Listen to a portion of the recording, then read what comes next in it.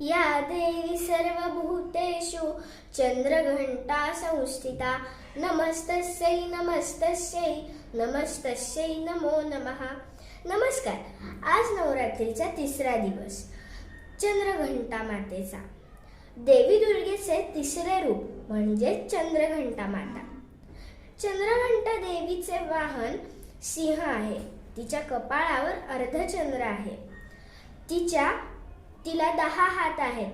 तिने प्रत्येक हातामध्ये वेगवेगळी शस्त्र धारण केलेली आहेत।